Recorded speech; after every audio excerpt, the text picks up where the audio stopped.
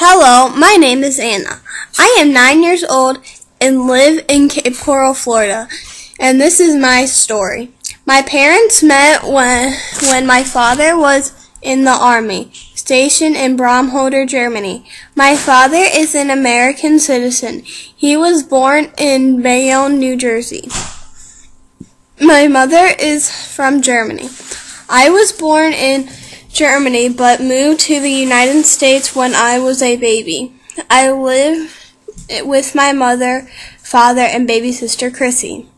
In my house we speak English. I don't really know any German. My mother considers it rude to speak German in front of people who don't speak it.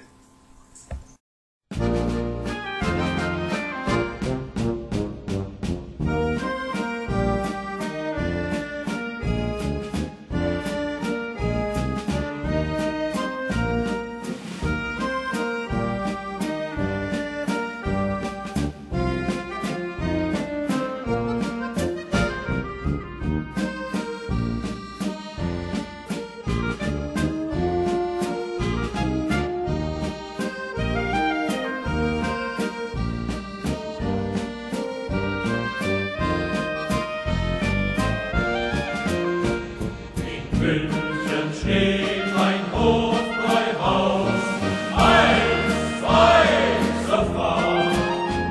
Da läuft so manches Fässchen aus, einst so fort.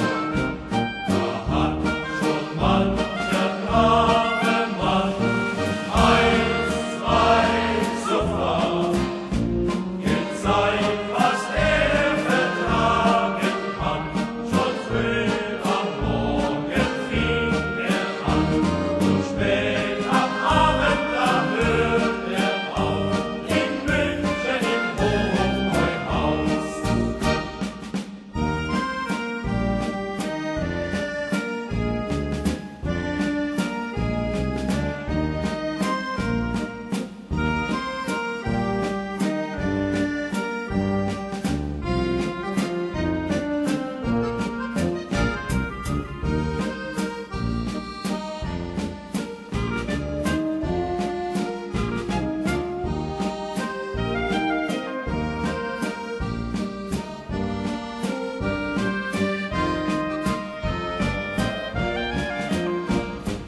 München